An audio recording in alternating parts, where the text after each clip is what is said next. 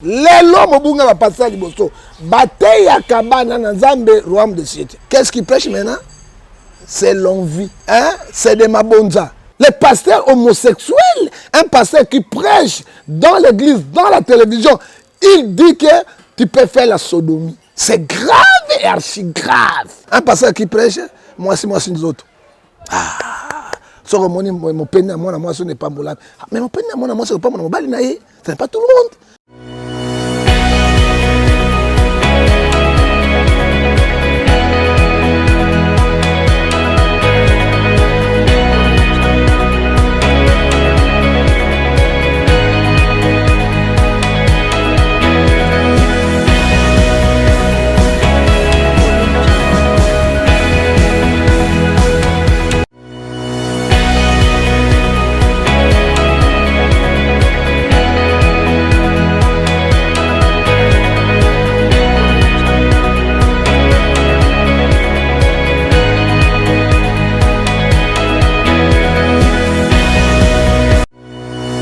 De savoir que vous êtes très nombreux sur notre antenne d'Inshow TV One avec votre humble serviteur Kaksaka Dima, le motivateur de la presse congolaise.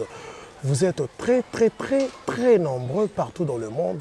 Vous nous suivez avec toute sincérité, fidèles internautes. Aujourd'hui, je vais recevoir pour vous un pasteur au nom de Pasteur Ngefa. Pasteur Ngefa, il va nous parler à ce qui concerne le pasteur, et puis nous allons glisser avec lui à ce qui concerne un peu la politique, parce que vous connaissez bien l'actualité qui circule sur le toit. Fidèles internautes, abonnez-vous massivement sur les antennes de Inshow TV One et n'hésitez pas d'aimer aussi nos émissions et commenter surtout nos émissions des fois. Et merci à toi. Poupon Mobengo, papa na Daniela, voilà, to pesi mbote, na molonga na maman Priska, bazolanda biso depuis quelque part. Allez. Les internautes, comme je vous avais annoncé dans le début de cette émission, qu'aujourd'hui je vais recevoir pour vous le pasteur Ngefa. Pasteur Ngefa, il va nous parler à ce qui concerne le pasteur, parce qu'aujourd'hui, les pasteurs sont mal réputés. Pourquoi les pasteurs sont mal réputés? Pourquoi le pasteur se retrouve en prison? Pourquoi les hommes de Dieu n'ont plus de valeur dans la société? Et aujourd'hui, nous allons parler avec le pasteur Ngefa et nous allons se glisser avec le pasteur Ngefa comme je vous avais annoncé.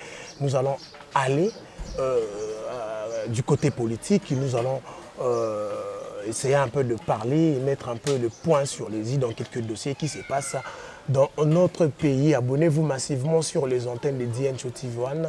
Il est déjà là sur notre plateau. Pasteur Ngefa, bonjour.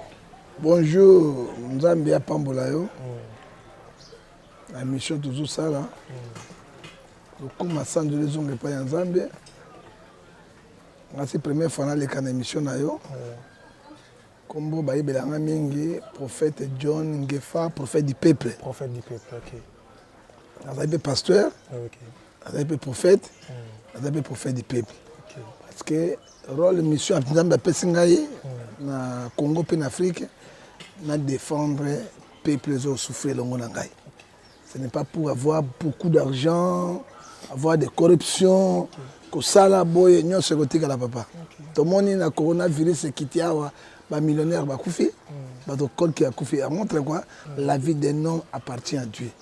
Hein? Toyaki maboko pamba, tozonga maboko pamba, mais to luka ko bongisa na Nzambe. Alors nous prions pour to bandela. Kolo na bilaka tata na biso na pesio merci mingi na tango yo sangisi biso.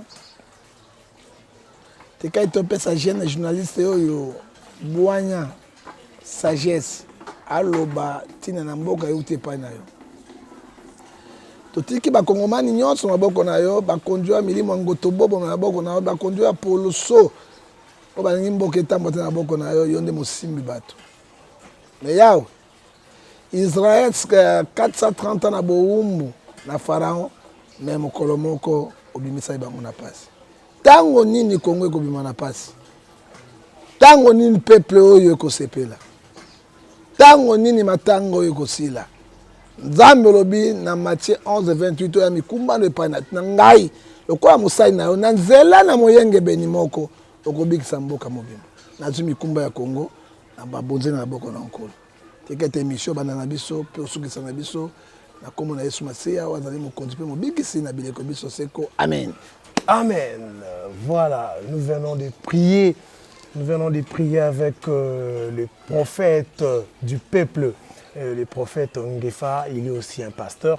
Donc, nous sommes ensemble. Merci à tout le monde qui nous suit en ce net moment. Il reste le seul boss sur mesure, les grands boss, Dani Bolikia, les patrons. Dani Bolikia, les patrons sur mesure. Moteme ya maman Nana Bolikia. Mikolo yo makamboza na ndenge ezokende na ndenge nango epa ya vieux na biso ndeko na biso yaya na biso papa na biso papi Kinonvwidi ONG fondation Kinonvwidi papi Kinonvwidi na fondation na ye Kinonvwidi toya to sangana boya bosa dire ozana poto ozana Angleterre ozana États-Unis ozana Canada oza wapi contacter ngai kaka osa dire no facilement na fondation Kinonvwidi parce que fondation on a ndé na minute on des yango fondation Kinonvwidi. Sans plus tarder prophète Ngefa tozo kamoningi réputation ya ba pasteur lelo et baby Namboka Nabiso. Les gens ne respectent plus le pasteur et le pasteur ne respecte plus leurs fidèles. Finalement, qu'est-ce qui se passe? Bon, ndeko journaliste, tokoloba boy. Nga na temi liboso na yo nazali eschatologue pe nazali anthropologue. C'est ma spécialisation na nga na salaki yango na pona liloba na Nzambe. Voilà. Et là, on dit Ecclésias chapitre 1, verset 3, 4, dit chaque chose à son temps. Nzambe a bombaki bango mingi, basai na Nzambe. Bible ezobisa biso na kati na mokana na Marc chapitre 13, verset 5 à 6, alobi. Il viendra beaucoup à mon nom, il séduira beaucoup de gens. Et 7, 6 à 7, vous les reconnaîtrez par leurs fruits, par leurs œuvres. Dans la Bible, il y a une conscience, il y a des chrétiens. Dans Hébreu 4, 3, il y a une pour les liboso dans Nzambe. Quand la Bible, il y a Luc 12, verset 3, oh, il y a bon bam dans 4 basali nangai, poto poto basali, ma bena bango, et bien ma pour les liboso dans Nzambe. C'est la parole de Dieu. Nzambe atika kabato. Ma bêta est belée pour ma bongo, ma base de vie internet. Parce que la Bible nous recommande, Romains 12, verset 31 à 34, cherchez premièrement le royaume du ciel. Tout ça viendra après. Les l'homme bunga va passer à l'iboso. Bataille à kabana na Nzambe, royaume du ciel. Il ne prêche jamais la crainte de Dieu. Il ne prêche jamais l'obéissance à Dieu. Il ne prêche jamais la sanctification. Il ne prêche jamais le véritable amour. Qu'est-ce qu'il prêche maintenant? C'est l'envie. C'est de Mabonza. C'est l'escroquer le deux cœurs. Jérémie 23, verset 1 à 4. Nzamba lobi na yebi bango. Ba pasteur ya mabe ya lokuta. Et tout le monde a bango ezali kufa. Yango zo mona lelo ndeko na ngai. Cher journaliste, soki tokomi eloko tokomi lelo yo. Nzamba akotina bato mabe bakota na kate. Lelo il y a des pasteurs homosexuels. Les pasteurs homosexuels, un pasteur qui prêche dans l'église, dans la télévision, il dit que tu peux faire la sodomie. C'est grave et archi grave. Tu peux faire un rapport sexuel, sodomie c'est autorisé. Mais moi j'ai parcouru la Bible. Nzambe moi qui la sodomie pour la sodomie. Dieu ne change pas. Hébreu 13 verset 8. Mais comment tu peux prêcher la sodomie? Parce que yé moko asala ka sodomie. Yé moko azana bakatiwa. Les pasteurs bati ya bato enlèvement église. Bati ya bato aussi l'antichrist. Bati ya bato aussi la 67 69 semaine de Daniel. On a ba prophète, ba passer ba yebi yangote. Mais on prépare les gens à faire quoi? Un pasteur qui prêche, moi c'est nous autres. Ce que mon peine à moi, ce n'est pas mon. Mais mon peine à moi, ce n'est pas mon bali naïe. Ce n'est pas tout le monde. C'est grave, c'est grave. C'est la Bible, les hommes se sont dans Ephésiens 5, verset 6. La colère de Dieu intervient dans Makambo, Kana, Nazambe, papa. Hein, aux hommes. Un pasteur, il y a un miracle, avant de boy, au Kanjot, il dit, passi, au Bimisa boy, Mbis, Nanjot, tu as moi si. Tu as quoi, Nati, Jini boy. Et pas sur la caleçon, et pas sur la kilote, et pas sur la paix, Jini boy. Il y a un zobima, quoi, bon. C'est la magie. Osez 4, 6, mon peuple, pays, maman, ils sont là. Satan a dit bango. Les gens bateau babomi mboko, ils sont des pasteurs. Oh babomi église ba pasteur. Babomi on on nini parce que mission nzambe atindi biso monsieur to parcourir nga na yo na Bible. Parce que moi na ebisa ki yo na zali moto ya Bible. Hein? Hein? Sur aucun constitution to aucun Bible na aucun yango constitution nga monene. Te choix na mission na biso. Mission na biso ni Matthieu 10 verset 7 à 10. Allez prêcher, dites le royaume de ses proches. Non, non, tu préparer qu'on lève l'église d'Ali, il y a personne. On a échoué tout de suite en vie. Et quand on prend l'envie, nous voyons Galates 5, verset 19. Les œuvres de la chair sont manifestées. Impudicité. Parce que quand on passe dans la beauté, on a passé à ton hein? L'impureté. Pasteur Bosoto partout.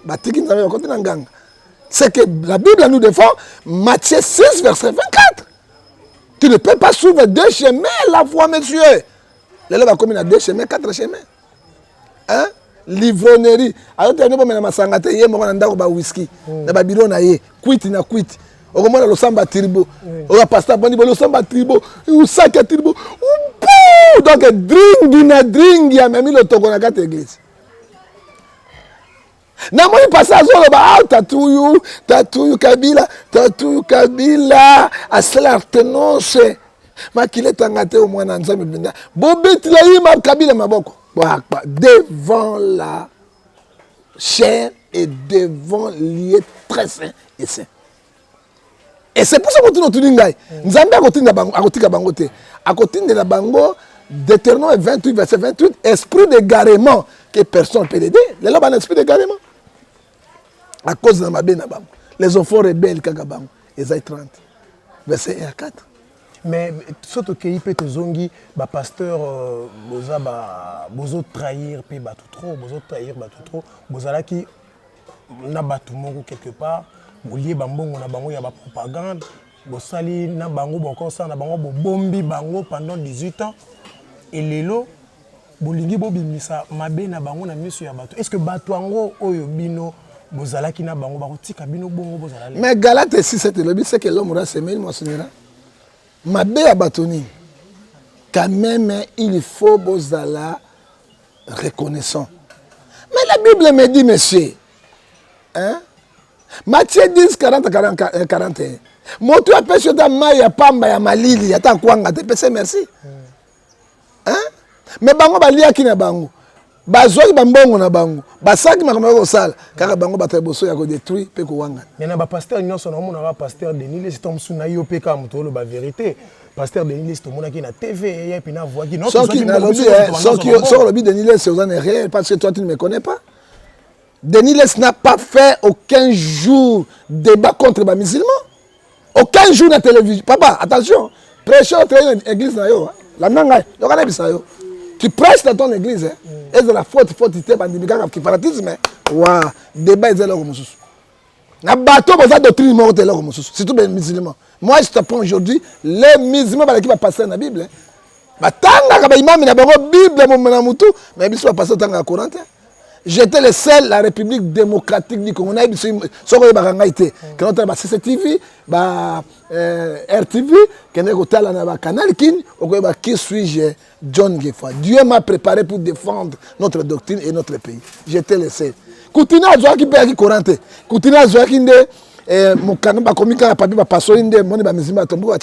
mais moi j'ai fait le débat pour défendre le christianisme. Na ba grand imam ba otina mek, imam dokodo ko sakana ete, ba imam ba kita ko sakana bangote. Na bangote ba grand imam ba oti ba tindeli bango. Et to la komina komelanga. Na journal so ba simala ksayo, je suis le meilleur défenseur du christianisme en Afrique.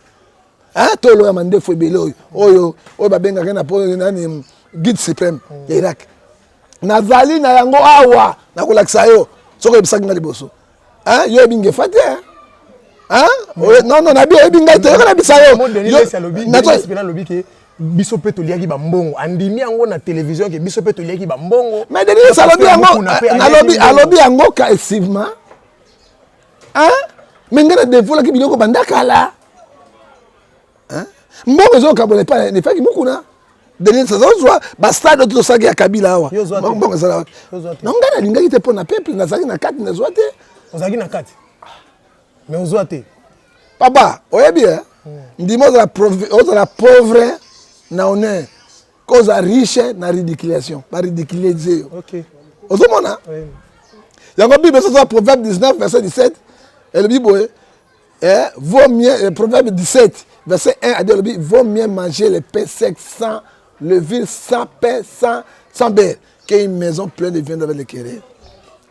Moi j'ai vu l'argent on était parti avec Kabila lelo Kabila pesi bango misala lelo Kabila bazobanga na Kabila lelo yo baza ba hypocrite monsieur journaliste to banga nzambe parce que je prêche Dieu qui est vivant parce que Dieu amènera toutes choses au jugement Ecclésiaste chapitre 12 verset 15 à 16 tout na bango basala ba débat ba misa ba verset biblique tout na bango parce que débat longo bango mayel to ka mbongo na basi na ba kwiki ba pasteur OK tozo ke ne pas Kabila motabata to pesa bango nyonso bazali 12 13e porte c'est Kidiamine mais motabata ko mona mingi te na ba réunion wana Kidiamine mais pourcentage e bana ko zoai ndeto yo keli banda otinda mutu na ye non na lobi yango ye pena bana ko mona na mingi te 13e porte na wanga na liambonga Kabila soko motabata $100 yambongo te papa et puis Kabila a pris $250,000 na moto ba 500,000 bazo les grands là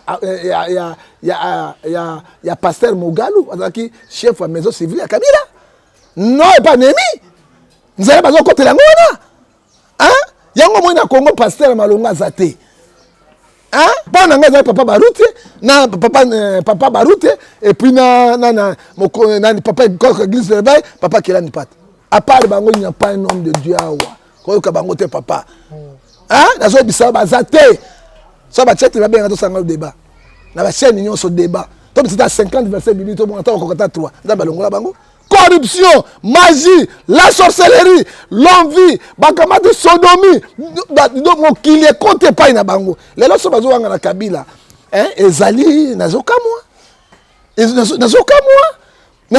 lo boyanga na Tshisekedi bango ba wanga na eseke yo ndima nani bango ba wanga na Kabila seke yo mais moi je n'ai jamais été kabiliste et puis dans l'église au milieu des vierges et là on a senga pardon na mokili mobimba mboka mobimba na ko meme kulusi wana ya munene te monsieur na 2011 tu sais que le père Mutazwaki Denis Lesse akena n'est pas Kabila pas yena Kabila et là ko ba copie bango tu ba les deux sont ça bango copie wana donc copie on doit pas Denis Lesse mais c'est mon camarade de Kabila c'est lui qui va pas contre le président, c'est Denis Lesse. Ngai, Denis Lesse, et Yann de Grâce, na RTN, s'il te plaît. Chaîne nationale. Ceux qui l'ont, mais bon, leader, et tous sont des pauvres. Ma passer autant que l'on tous les grands pauvres, les piétons qui n'ont rien. Mais les milieux, ils m'ont dit, na RTNC, Avaseni est proclamé. Que Kabila a en 2011, papa Tshisekedi a 8 c'est bien ce programme de vos autres. Or que tu programme le Kuta. Et ça qui soloté. Bouliaki mbongo. C'est dans ce que ngai te. Ngai na lia mbongo te. Autre programme qui wana na lia mbongo te. Motakuta na Kabila moto mosusu. Aina mission na moto mosusu. Yango balobi ete kwanga ya pamba bapesa kana joba. Po azange loko kulia na yango. Osomona et devant RTNC tobuki lokuta liboso ya peuple ya nzambe liboso na nzambe yango na senga nzambe pardon peuple limbisa ngai na longo na charge wana pona mbongo na liambonga Kabila te bato ko liambonga Kabila ba Denis Lesse ba Mukune di ba Mapia Bangalas tout le monde et mbongo na peut attaquer église catholique mo senga telemaki yango monaki église réveil et telemaki ça position catholique à cause de l'argent. Trahison, qui ont trahi la République démocratique du Congo sont des pasteurs. Il faut dire la vérité. oyo nga nasengi bolimbisi na mokili mobimba nayebaki te mpo nalia na 1 franc te nayaki na moto ezofilme na 0 heure mais ils ont eu des millions mais biso zoprononcé nakende kingakati te moi je n'ai jamais arrivé à kingakati mpe nakokoma mokolo moko te tosukaki na rtnc awa alors bakendeke bakendeke na kingakati bakendeke tout le monde moi je ne peux pas dans un prophète du peuple je ne peux pas arriver à kingakati mais je dis les choses qui sont vraies balia ils ont pillé la République, balia lelo bazonga na mama Olive na Kabila. C'est la honte. So bwanga ni bango, bokundi manani. Hein? Mais kolia te même église catholique mo sango pa baneko Kabila na pese mbongo lokola. Faut dire la vérité. Mo sango pa nda olia. Mais les mbongo te ni mo sango pa pese mbongo, mais ba jipo Kabila sombe belé la pese mo sango te. Yo mona filola bongo a combien cardinal. Hein? Un gouvernement personnel président. Kabila pas personnel camion pour avion pour mona kengote. Bah, hein? Il faut avoir conscience. Pourquoi il n'a pas refusé? Pourquoi il n'a pas refusé? Hein? Mais il y a un bongo. Il y a 1 franc na liate. Na mona mbongo. 7 millions. Donc, il y a 2 dollars. Papa, millionnaire. Papa, c'est pas millionnaire, papa. Na mona 5 millions. Tout ça, l'église a 2 500 000. L'église, mon 10 dollars, 10 000. Pasteur 100 000. Soit que aujourd'hui, 10 personnes 100 000. Tozo somba bandimi toto na stade. Hein? Ozomona makambo ebele. Mais ngai na yebi si pasteur nanga il est là Fiston Baziri. Na lobi pas question. Moto akolongwa awa te pe okende kuna te bokomona nzambo ya biso. Et papa nazo sambela mbule bete panza bango na baka 15. Na ba mose ba chapeau et paille pour pantalon paille. Mbule beta prière, c'est moi qui a fait ça. Pasteur akoko bango abi jamais prière et contre 400% de base. Église nyonso dimanche s'il te plaît. Paralysé à quel stade. Sauf Kabila a quitté. Hein? Bah continuons sur qui papa yaki benda bika bokele les sultan et benda oh ya leka oh ya kende. Hein? Alors il ne faut pas dire que les politiciens ce sont les hommes de Dieu. Pe ko lo bakaka kaka église de réveillité. Bango nyoso. Wala de Dieu no tala et pas catholique bano kendet. Protestant bano kendet. Ne ba bebani sima, tango e bebani to comme opposition ba benga mboa swimbo. Voilà, fidèles internautes, abonnez-vous massivement sur les antennes de DN Show TV One. Je salue tout le monde qui nous regarde dans ces nets moments. J'ai dit big up comme ça à mon vieux Paty Toumbale, roi d'Allemagne. Paty Toumbale, roi d'Allemagne, mon vieux. Le boss Mathieu Tonfoumou, depuis quelque part, il nous regarde. Je dis merci à mon frère Jonathan Mbaya. Je dis merci également à mon vieux Simon Anthony Paolo, depuis Zurich, qui nous regarde. Mon vieux Ricky Baling Djoubek depuis quelque part. Et au boss, Papi qui n'envoie dit, on est toujours ensemble et de cœur avec vous, avec la fondation qui n'envoie dit. Pasteur Ngefa Tozongelayo, est-ce que Tokoloba, Pasteur Ngefa aujourd'hui a croire en l'éveil patriotique? Mais quand tu dis l'éveil patriotique, moi, je n'arrive pas à te comprendre. Mais ce que tu fais là, c'est l'éveil patriotique. Vous dénoncez. Hein? Français, c'est bon, Gabino. Français, bon, Sagabat. Hein? Eh bien, je ne sais pas tout le avec beaucoup d'éveil patriotique. Oh, mais qu'est-ce que tu as fait? C'est l'éveil patriotique. On a besoin de faire tout ça. L'éveil patriotique. Hein? On lui dit ça, c'est goni. On a dénoncé ni. Mais patriotique. Et là, comme bondé. Hein? Moi, tout le monde que j'en ai pas chauffeur. Moi, quand j'en ai pas chauffeur, bah combo. Hein?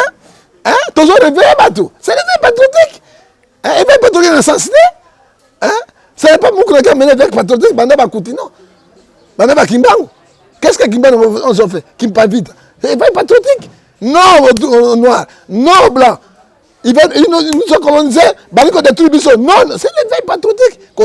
L'éveil patriotique, qu'on réveille bateau. Il y a Mbokana yo, bon la Mokana Pongi. C'est que la Bible me dit, Ephésiens 5, verset 14, c'est toi qui dors, réveille-toi. C'est l'éveil patriotique. C'est l'éveil patriotique dans la Bible. Qu'est-ce que tu fais encore? On peut se lever, monsieur. Réveille-toi, toi qui dors. L'Internet éclairé, c'est l'éveil patriotique. Hein? Combo Kakawana, mais Makambo et Banda Kala Pego continue et aussi la gâte. Oye bien clair chapitre 1 verset 18 et là quoi c'est Kaya na sama belé.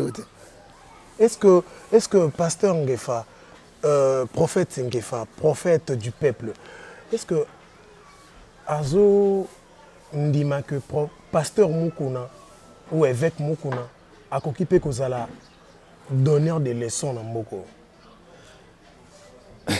Mais nous comprendre était donner les leçons tout n'anga donner les leçons et kozala Mboko et kozala le cours dans l'église na SK. Mais donner les leçons c'est quoi? Continuer à côté de côté. C'est 10 ans. Continuer à combien de paradis pour l'année. À cause de Mboko non? Donner les leçons. Si on comprend bien avec Mukuna. Non. À quoi ça donner des leçons? Tu as dit ma bonne mingi papa. À quoi ça moto leçon té? Attends mon côté nous connaissons. Mais Mukuna na bologa finga ibakino ate. Busaka musade bazuba kutambuloka pamba pam. Hein? Na lobby parce que c'est mon frère. Il est là. Je ne peux pas lui attaquer parce que Jésus est là. Hein papa? Hein? Si on benga le sac, on a mis mon kilimbanga taba. Mon kilimbanga taba. Expliquez-lui ça. Au moins, on aime pas tabasala. Tcha. Hein? Lobby ayo. Lelo ayo lobby anga. Mon kiloga mapumbo taba. Au moins, on est tambola. Ils ont bétaka avec pok. Yo mon nyama mo tambola. So, monde des aboyés. Même bako pesa moto leçon te toye papa ngana na kata makambo wana na yibango et quand on s'est réunion moi j'étais là to détruire mboka oyo Dieu est témoin ba musulman pe bazalaki oui ba musulman mo bazalaki le président zaki sauf bazalaki te église catholique to salaki yango pa ya muyeshi awa mboka mkati yango ni remi na belle vie. Awa, nous tous, Bakimbuta, Bakonsi, présent tout le monde, à part le président de la République, na maman livre tout ça qui était. Tout le monde tout ça, et là on dit ça là. Tous les bassins dans les bassins, moi j'étais là. T'es au salani. Na moi Kimbuta to bimisa bambongo. Oyi ba poste nga bango mawa. Bimiso to pesa bango. Mbongo ya leta ba bimisa kabo. Mbongo penda l'état bande konangai mpola ndangai moi j'ai on plairait abi Congo na ba régime oyo toko développer mboka ta moko mungu ils donnent l'ordre dans la bouche kende boya bibi sota pesa bato na Zambie otuna bato baza namunoko Kimbuta namunoko je crains Dieu le créateur du ciel et de la terre andimia za pauvre na peuple qui na riche na lobby na roli avungule penza mba wanga ngai ba pêche mbongo signé caméra zui au signé caméra zui ce sont les gens qui sont intelligents FCC au sakana bango te bana ba secret belé so da bimisi ba secret oboko ba FCC ba bato ya mayele belé hein ngana zoate papa na komi wana na mbrouiller na birien nazaki na ni motuka ni transfert ko masanga biyo bolo ko tikala kaka boy akufa biloko mbwa baliaka ngote soko le préparer mbango hein ako pesa ngai $10 $10 ba na otaka na mongo bazo mbongo ibele bazo ba $10,000 papa réunion ya 45 minutes moto moko $10,000 yego mo ba pasteur bana mandako na ba belle fille ba mama kapal ba to ba grand ba camion minene bilo bazo mbongo na politique est-ce que église na mbongo après ça $10 a une azui $10 zota transport bon a après ça $10 azui a foutu 500 francs un taxi 1000 na comme 9000 na mama la mba na tama tembe mais tala le on a kena ma femme là tala ndenge bazoteka mboka ba congolais bango moko bazoteka Congo moi j'étais là para le so pesa ngai na lobi na zaki na kati. Parmi les grands de ce pays, à part l'ambassadeur dans mon bangote. Mais l'ambassadeur est représenté par le ministre, il y a affaires étrangères. Il y a tout dans la conscience, il y a ma case sur Kabila. Plan où est-ce que Malobani n'est pas pasteur, Malobaki. Mbala Simaso, vous savez, fouille na kobimisa. Lelo na bombi. Mawa. Pe mawa passe. En tant que patriote. Hein? Tout ça na mboka moko ka Congo. Boso teka pe yango. To ba réunion musupa mona ko muto noir. Na ba bani ko débarrasser na bano kene soute. Mais au bicapé na poison tout le bango. Maintenant mais quand on tabatte la gâte papa. Somme 127 verset 2 so qui n'a pas battu to battre les pamba. Poison mais avec kengete. Na lia pe bilongo na bango te. Debout. So na suba boy. Simba pe na suba boy. Oh quand tu douche na beti moi fuma ngai pe meni besoin le cabo vir. Ah mais il était. Pas monte d'été. Ba masanga ba kufa. Banebene bakende ba masebele ba kufa ka bazonga sani makila kufa après 2 mois 3 mois. Ozomona eza terrain mo glissante. Et on m'a passé là ba na batonga ba type poison il y a 10 ans. Et quand tu pas na poison ba beta tonga ba 10 ans poison ko simba bango. Les grands traîtres. Hein? Bon ba kanga ba sango ba non. Mo sanga ba kutana pe na kabila mbana mbala. Hein? Bible zo ba kutana mo sanga na boko pa pambate ba vele ba zo na sabat. Mais vous allez pas utiliser. Hein? Mais alors, utiliser partout dans l'église, comme il allait le tout bas de Zelanga. C'est tout dans l'église des réveils. Parce que Moussa Salibino dans réveil, c'est l'ancien président de la République, Joseph Kabila. Mais Kabila, on appelle ça un personnage juridique, non? Hein? Moussa reconnaître l'église réveil, c'est lui. Il y a un pas ça na bino. Hein? Les Kambopètes, ça s'appelle comme Mukanda, pas Mukanda, comme institution, c'est lui. Hein? Et comment est-ce que point de l'île Salobé, comment est-ce que point créer le ministère moyen religieux? Mais oui, la personne pour pouvoir ce qu'il faut créer son ministère de religion parce que d'autres ça m'a là. D'autres là parce que ça ne va pas. Pourquoi les pasteurs sont corrompus, les pauvres? Et puis bon à l'état. Il y a pas condition, pas ça quand on a valeur et puis il y a mis beaucoup au Chine à bandim. Pesa mabonza ya boy, pesa ya boy, pesa ba pauvre maman. Na ba confinement. Papa moi j'ai payé na lobi ngai na futi église. Hein? Na lobby na mama toko tungisa ba oyo te 1 franc au diaspora ba ndamba pamba na ba diaspora obo sunga na prophète ngefa atana $50 pamba na futa kapenda kwa église nzamba pamba jina chilungu hein magaza na passion na nzambe papa mbulaye hein na lobby nazo débrouiller pe lisusu hein na lukata mo eloko musu ndamba ko sunga na futa so église qui peut le faire? Papa zoa bandiminde ba marchandise na bango église na boutique magasin na bango nani ya kosala tala kosaka na nzambe te appeler eloko mosusu hein oh bazosala mosala nzambe mosusu baza appeler te choisi ba mosusu et j'ai dit ma femme je paie l'église et puis nazoluka suma mbongo moto pambola kaka mo eloko moke nakangisi yango na ke futa so église yo na confinement au CLM ba MP na ba orange na ko sala yango te parce que c'est l'escroquerie spirituelle.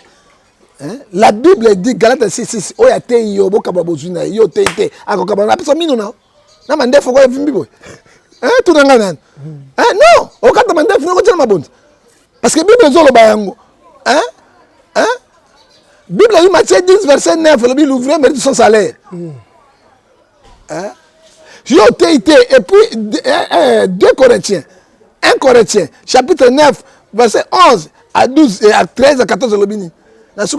Celui qui travaille à l'hôtel mange à l'hôtel. C'est l'hôtel et boucan, c'est ce qu'on dit en capital. Hôtel, on t'aime bien des églises. Hein? On se demande. Hein? Et l'hôtel et boucan, il va gagner l'hôtel. Là, on va se faire foutre à bâtonner. Ce qu'on retient de bâtonner, ça, c'est l'escroquerie spirituelle. Oh, il va s'en aller qui yango. Et puis, c'est l'hôtel qui yango. L'hôtel qui yango. Tu vas escroquer dans le bété wap. Hein? Tu vas escroquer dans le bété wap. Tu vas causer dans le abimisi mutakala na biso libanda. Nzambe azosambusa biso mikolo nyonso. Hein? Toli ko senga repentant c'est pas nzambe te. Nous ne pouvons pas négocier avec Dieu. Hein? Nabi pasteur moko na Selemba. Église na ki munene te ba 500 800 personnes. Atie 5 filles, zemi 4 basi ya bato zemi du coup. Balance abotami elongi na ye. Toke awa na awa na pire awa bon ba négocier ka na mbongo ebela futi batikai ba le kufa bana musu bazalelo les pasteurs to lobi te ba semboté ngai na lobi sana za semboté Romains 3:10 lobi moi je ne suis pas aussi saint hein naza pas faillible mais marque wana te hein je suis avec la population monsieur na melakati ya pembe hein saber na kati hein nalia loso pembe na poko mama tchela loso pembe na lebo na dami yango na colère hein mais je peux faire tout je ne suis pas un petit monsieur ko ka sanga ngai fay bani le loté naibi Ngefa za lelo te prophète Ngefa za lelo te na tango la qui peut oser atteler mimami de kodoko abimisi kane na yebo abeti yo kozwa libombo na bi Jésus azala likolo qui a beta Daniel contre Goliath. Hein? Dieu m'a préparé banda kala. OK papa tuzakile kona loko comme tango nango. Tango e komi nzambe abimisi ngana défendre le peuple congolais. Na défendre l'église ya Nzambe. So qui to ko se repentir te. Papa liwe ko za somo pe mabe ko za kati na biso. À cause de Basai Nzambe. À cause de ba politicien. Politicien c'est 90%, 95% bazana na kati ya ba formation. Na dossier politique tozo ya wana mais tozo mona ba pasteur mais sous na ba évangéliste surtout bazo prier pour la pandémie o yeli biso ya corona ba bazo kota na ba poto bazo kota na ba bazo tambola lokola je langa nini désinfectant bazo tambola lokola kosi bazo tambola lokola banyama bazo kota na mai ya salité bazo kende bangomba baola ta ba sac mais tisco tout moni pasteur Ngefa maman salika na elote mais pour continuer pasteur Ngefa prophète Ngefa salika na elote parce que tout le monde a bato bazo sambela pona corona bazo ke bangomba bazo kota na ba mai ya salité Nzambe tisco prophète Ngefa tout Nzambe salika Afrika Congo pesa bato moindo Guyana yo Nzambe ete tolongwa kana boumbu ya ba pasteur na bato ya politique na ba pasteur na ba potre mobikisi Kristu Yesu mobikisi Kristu Yesu awana Kongo obatela olongola ba pastere na bato politique na ba député na ba sénateur na milimo yango tobobo na poloso pe na isolo Tanzambo papa oka motino obinanga comment toi tu peux dire que pasteur Ratisaki moi je dis c'est l'influence spirituelle ça que là tamaki l'ancien sacerdoce autobengi sacerdoce lévitique hein tomonaki David asai mabe nataye liboso na ye akati na Ratisaki et Dieu a frappé hein tomonaki na kati na mokili na Ninive elingi kobeba ebebaki batindaki Jonas aboyaki me akendeki 40 jours Nzambe akodétruire mokili ordre epesama na Ratisaki depuis mwana roi ti même banyama et babikaki parce que basaki repentance mais Nzambe ayebisaki bango na Jonas ata babiki nalimbisi bango mais ntango nakoya na kopinir bango. On ne joue pas avec Dieu. Hein, papa? Ceux qui ont vu vous autres les mabou, ils ont Nzambe. Hein? Mon toto élection malade qui les a Nzambe. Parce que Nzambe te. Tout qui a des escroqueries mais ma spiritualité ba yo kakayangote. Il y a Ratisaki. Ils allaient évangéliser Kabundalesi. À côté na poto. Mais Nzambe ça na salité Dieu est propre. Nzambe ça monta propre monta salité salité zali misala ya Satan. Hein? Yami balé. Tolobi na 1 Corinthiens na Romains chapitre 14 verset 4 bien tout autorité vient de dire non. Mon Thomas s'oppose à l'autorité Nzambe ça idée mais l'autorité ba pesi état sanitaire. Tala soma ndako nanga okuta déjà ba savoir bilo tout bazo sukolango na ba église so kezalaki na désinfecter yango ya liboso yango yote donc ka désinfecter yi l'état la bi faut désinfecter yo pesa yango ozomona totosi Nzambe na moto omoni yango pona ko lengela ko batela otozana yo pasteur donner de leçons oyo babenga bango nini ba éducateur de masse spirituellement physiquement yo zotinda bato bakoti na poto yango ya nini ya batelasi oyo banyei na beboloza na kati. Est-ce que tu es digne d'être appelé un pasteur? qu'est-ce que tu es dit na porte-porte? On y va que la porte-porte. Mais l'état boyango, c'est des microbes. Na mona ki Jimmy Shogar. Hein? Ça il le psamo na ya zobe la pona nzambe nzambe okamao. Hein? Moi je ne peux pas le faire. Même l'église bakani, nous prions dans la maison. Tous prier. Atayo sambelaka. Dieu épargne le pays. Que dit la Bible dans 4 Joël chapitre 2 verset 17? Entre les portiques de l'autel, mes sacrificateurs pleuraient, demandaient. Dieu écoutera les prières. Il enlèvera les mal qu'il pourrait faire dans les pays. Mais nous avons dit que nous avons dit que nous avons dit que nous avons dit que nous avons dit que nous avons dit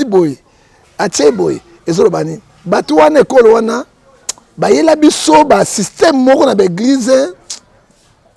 C'est terrible.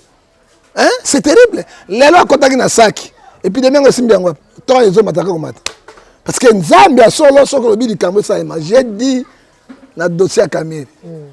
Kamel a 20 ans de prison avant. Kamel a joué combien? Ba iba mo sakoli ya solo bi likambo ko ça. Ozoka, mais il y a ça qui yango. Ce qu'on est retombé dans les années. Confinement na église na lia kwanga e kangami. Total. Ça c'est l'escroquerie. Yo côté ya bato, zwa mai, sukola, ndenge minganga lobi, ndenge bato balobi, na église, yo zo lakisa bato kota bato na potopoto. Et puis awa, to dans ba toilette publique té. Hein, so ibaro ne kangiyo. D'abord kangiyo to moko mawato, le kaka na terrasse boy. Chwa, papa linga émission té. Té ka sa émission. Au moins azaye monga ko sa dans 50 minutes talié moko. Ozomona chwa. Siko yo zo kwea wana. Obimi na gonocoque. Obimi na syphilis.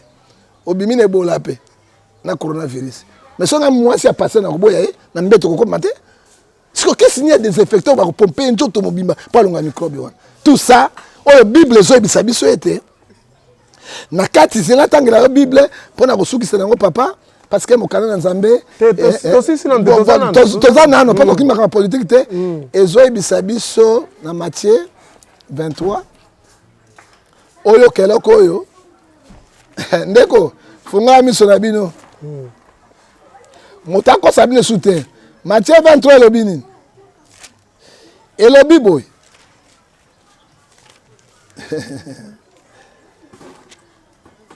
elobi boy Matthieu 23 chapitre 5 ça c'est notre constitution messieurs tokotanga yango ti na 7 il faut toutes les actions pour être vues aux hommes. Ok, ce que tu as ma belle bonde, mais moi j'ai vu quand papa wana ma belle wana. Azo ba saka bato mi kuse boy. Na ba oyo ba la commission. Ya ko ba sa mwana mwasi na ye mwa motamu kuse boy. To critiquer te. Na kata bolingo soki mwasi alingi mo ba ni ya solo mais par force.